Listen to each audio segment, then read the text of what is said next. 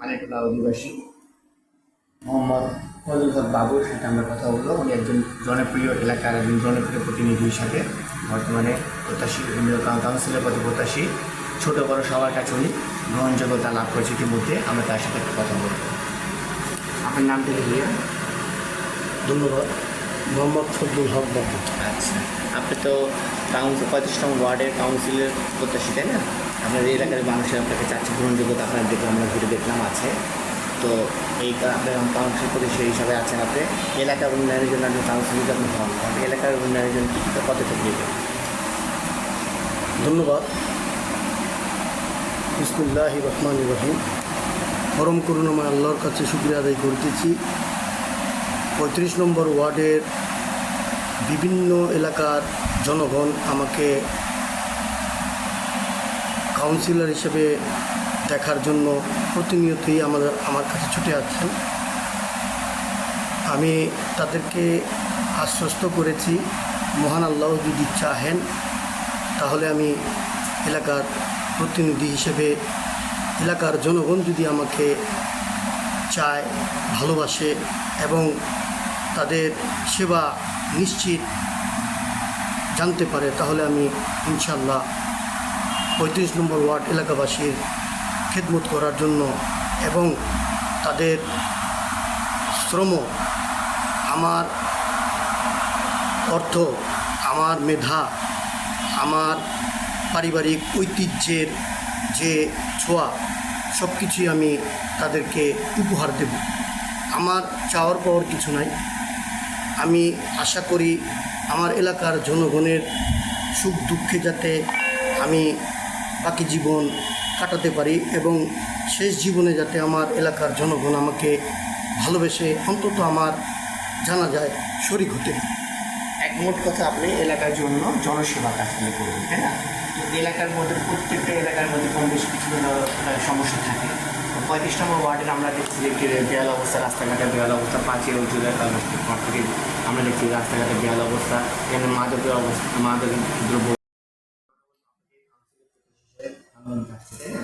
এই জনগণ চাচ্ছে আপনার এলাকার মধ্যে অনেকগুলো আপনার কর্মকাণ্ডগুলো যেগুলো আছে, আমি মাদক দ্রব্য সমস্যা 1 নম্বর, 2 নম্বর জলবদ্ধতা, 3 নম্বর আপনার পর্যাপ্ত পরিমাণে বাচ্চাদের খেলার মাঠ নাই, তারপর হলো আপনার ব্যবসায়ীদের নিরাপত্তা নেই, বিভিন্ন চাঁদাবাজি, সন্ত্রাসী, মাদকদ্রব্য, এগুলো কিন্তু অহরহ 35 নম্বর ওয়ার্ডে ঘটছে।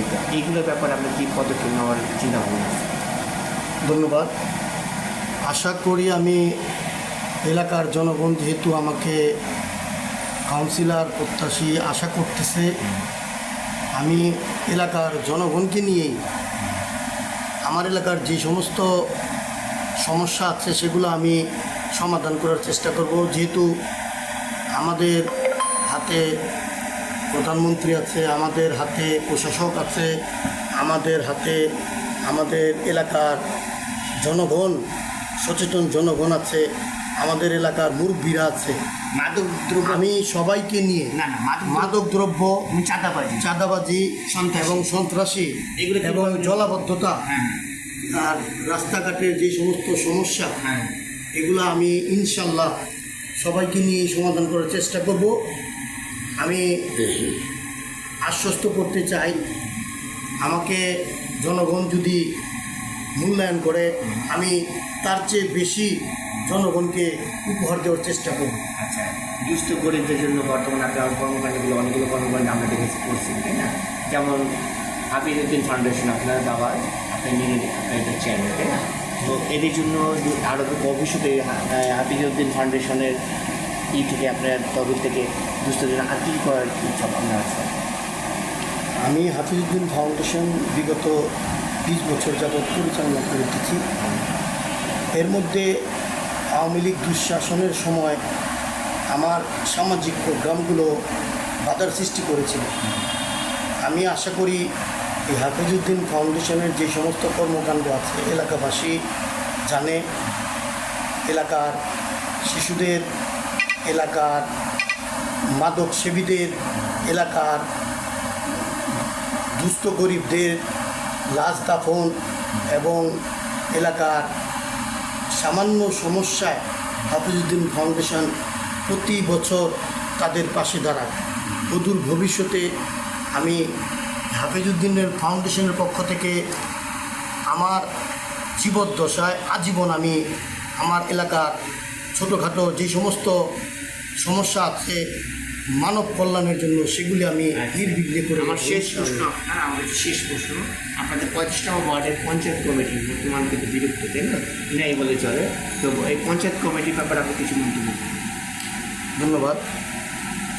35 নম্বর ওয়ার্ডের এই পঞ্চায়েত কমিটি বিগত সময়ে আমাদের মরহুম সাইদুর রহমান সাইদ সাহেব, আল্লাহ হোসেন মোল্লা সাহেব, আরও এলাকার গণ্যমান্য ব্যক্তি ডাক্তার আবু জাহেদ সাহেব, সাগির সাহেব, কামাল সাহেব, যারা দুনিয়া থেকে চলে গেছেন, তাদের অক্লান্ত পরিশ্রমের মাধ্যমে বাংলাদেশের একটা সমস্যা ছিল পতিতালয় উচ্ছেদ, এবং কিছু দুষ্কৃতকারী ছাত্র সমাজ অত্র এলাকার বিভিন্ন দোকান ব্যবসা প্রতিষ্ঠান থেকে চাঁদা তুলে নিয়ে গেত, সেগুলো নির্মূল করেছে। অদূর ভবিষ্যতে এই পঞ্চায়েত যাতে আমাদের একটি শক্তিশালী কর্মের মাধ্যমে হাতিয়ার হিসেবে গড়ে তুলতে পারি, সেই দিকে আমি চেষ্টা করব, সর্বাত্মক চেষ্টা করব। আপনি কাউন্সিলের প্রত্যাশী হয়ে যদি আপনি নির্বাচিত হচ্ছেন, তাহলে এইগুলো সমাধানগুলো আপনাকে সেগুলো আপনাকে সমাধান করবেন, এই তো? এবং জনগণের সাথে আপনি সম্পৃক্ত থাকবেন সবসময়, এবং আমরা চাচ্ছি আপনি সবসময় জনগণের সাথে আপনি সম্পৃক্ত থাকেন, এবং জনগণের সুখ দুঃখে আপনি যেন প্রত্যেকটা ক্ষেত্রে আপনি যেন এগিয়ে যেতে পারেন। আর নববর্ষের শুভেচ্ছার ব্যাপারে আপনি একটু আমাদেরকে দর্শককে একটু বলেন। অ্যাকচুয়ালি 1433 সালে বিগত সময়ে বাংলাদেশ থেকে নববর্ষের শুভেচ্ছাগুলা বিলীন হয়ে যাচ্ছে, বিলুপ্ত হচ্ছে আর কি। বিলুপ্ত হচ্ছে। যেহেতু আমরা বাঙালি জাতি, আমরা বাংলা ভাষায় গর্বিত, সেই কারণে নববর্ষকে যাতে প্রতি বছর আমরা ছোট বড় ধনী গরিব সবাই যাতে জীবনযাপন করতে পারি, সুখ শান্তিতে বসবাস করতে পারি, এই জন্য সারা এলাকার জনগণকে নববর্ষের শুভেচ্ছা জানাচ্ছি। আপনি কি নববর্ষ 35 এই আপনার 1433 সালে নববর্ষে যাচ্ছেন, এটা আপনি এখানে কোনো প্রোগ্রাম করছেন এই এলাকার জন্য প্ল্যান করবেন? ইনশাল্লাহ আমি চেষ্টায় আছি এলাকায় ধনী গরিব সবাইকে নিয়ে আমি একটু আনন্দ উপভোগ করব, আপনারা সামিল হবেন। ধন্যবাদ আপনাকে ফরিদুল বাবু ভাই। 35 ওয়ার্ডের আমরা বাবু ভাইয়ের সাথে আমরা কথা বলছিলাম এতক্ষণ, এবং আমাদের কাউন্সিলর পার্থে উনি আমাদের মেয়র, আমাদের যে গণ্যমান্য এমপি সাহেব, তার জন্য তার আশীর্বাদ, তার দোয়া আছে, আমরা শুনতে পারছি। আল্লাহ তাআলা যেন তাকে সে কাউন্সিল পদে প্রত্যাশী হিসেবে প্রতিষ্ঠিত করতে পারে, এবং এলাকার জন্য সুখ দুঃখী যতগুলো কাজকর্ম করছে সেটা করতে পারে, তার কিছু সাফল্য মূল্য কামনা করছি। ধন্যবাদ।